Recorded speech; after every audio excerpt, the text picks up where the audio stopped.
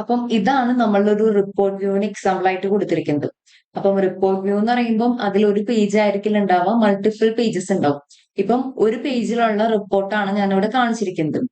അപ്പം ഇനി നമ്മൾ ഫോളോ ചെയ്യുന്നത് ഇതുപോലൊരു റിപ്പോർട്ട് എങ്ങനെ ക്രിയേറ്റ് ചെയ്യാം. ഈ സെയിം വിഷ്വൽസ് തന്നെ, ഈ വിഷ്വലൈസേഷൻ ടൂൾസ് തന്നെ യൂസ് ചെയ്തിട്ട് ഇങ്ങനെ ഒരു റിപ്പോർട്ട് എങ്ങനെ ക്രിയേറ്റ് ചെയ്യാന്നാണ് നമ്മൾ നോക്കുന്നത്. അപ്പം റിപ്പോർട്ട് വ്യൂവിൽ നമുക്ക് എന്തൊക്കെ കാണാൻ പറ്റും? ഇൻസേർട്ട് മെനു ഉണ്ട്. ഇൻസേർട്ട് മെനുവിൽ പേജസ് ആഡ് ചെയ്യാം, വിഷ്വൽസ്, ബട്ടൺസ്, ഷേപ്സ്, ഇമേജസ് ഒക്കെ ആഡ് ചെയ്യുന്നത് ഇൻസേർട്ടിലാണ്. പിന്നെന്താ, റിപ്പോർട്ട് വ്യൂ. റിപ്പോർട്ട് വ്യൂ ആണ് എന്ത്, നമ്മളുടെ ഈ ഒരു നമ്മൾ ഈ ഗ്രാഫും ചാർട്ട്സ് ഒക്കെ യൂസ് ചെയ്തിട്ട് പ്രിപ്പയർ ചെയ്ത റിപ്പോർട്ട് ഇരിക്കുന്നത് ഈ റിപ്പോർട്ട് വ്യൂവിലാണ്. ഇവിടെ കുറച്ച് ഐക്കൺസ് കണ്ടോ, അതിൽ ആദ്യത്തെയാണ് report view. Next report canvas വരുന്നുണ്ട്. അതിന്റെ താഴെ റിപ്പോർട്ട് പേജസ് വരുന്നുണ്ട്. ഞാൻ പറഞ്ഞല്ലോ, ഒരു പേജ് മാത്രമായിരിക്കില്ല നമുക്കുള്ളത്, മൾട്ടിപ്പിൾ പേജസ് ഉണ്ടാവും. ഓക്കെ. നെക്സ്റ്റ് പെയിൻസ് വരുന്നുണ്ട്. അതിൽ വരുന്നത് എന്താ, ഇത് ഡാറ്റയുടെ ഐക്കൺ ആണ്. നെക്സ്റ്റ് വരുന്നത് ഫോർമാറ്റ്, ബുക്ക് മാർക്ക്, സെലക്ഷൻ. അപ്പം ഇത്രയും ഐക്കൺസ് ഇതിൽ വരുന്നുണ്ട്.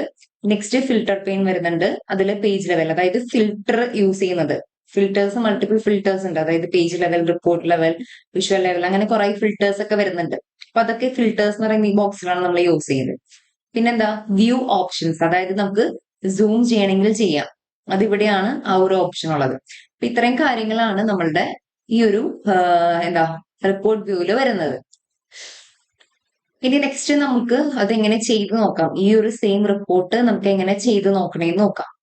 അപ്പം അതിന് വേണ്ടിയിട്ട് നമ്മൾ 4 പേജസ് ആദ്യം ആഡ് ചെയ്യാം.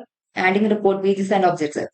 അപ്പം 4 പേരില്, അതായത് ഡാഷ്ബോർഡ്, മാപ്പ്, പ്രൊഡക്റ്റ് ഡീറ്റെയിൽ, കസ്റ്റമർ ഡീറ്റെയിൽ എന്ന് പറയുന്ന 4 പേജ് കണ്ടോ. ഇവിടെ കണ്ടോ, റിപ്പോർട്ട് പേജസ് ആഡ് ചെയ്തത് താഴെയാണ് കണ്ടോ. 1, 2, 3, 4 അങ്ങനെ 4 പേജ് ആദ്യം ആഡ് ചെയ്യാം. അപ്പൊ ഈ കാര്യങ്ങളൊക്കെ നമ്മൾ ചെയ്യുന്നത് ഡാഷ്ബോർഡ് എന്ന് പറയുന്ന ആ ഒരു പേജിലായിരിക്കും. ഇത്രയും കാര്യങ്ങൾ നമ്മൾ ചെയ്യുന്നത്.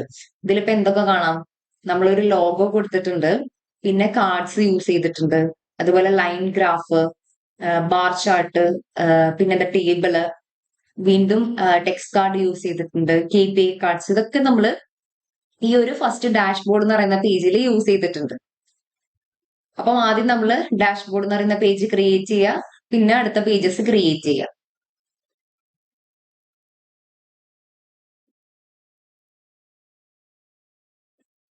അപ്പൊ അതെങ്ങനെയാ ക്രിയേറ്റ് ചെയ്യണേന്ന് നമുക്ക് നോക്കാം.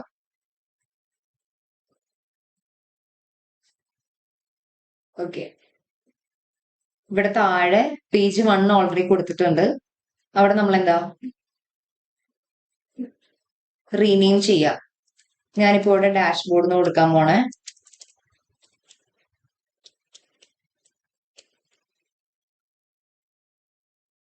നെക്സ്റ്റ് പേജ് എന്താ,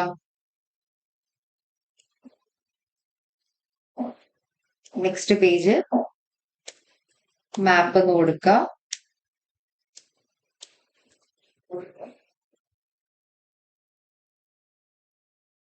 വീണ്ടും 2 പേജ് ആഡ് ചെയ്യാം.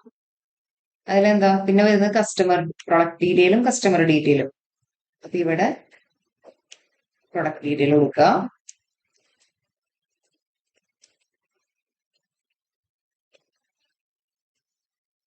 ഇവിടെ കസ്റ്റമർ ഡീറ്റെയിലും കൊടുക്കുക.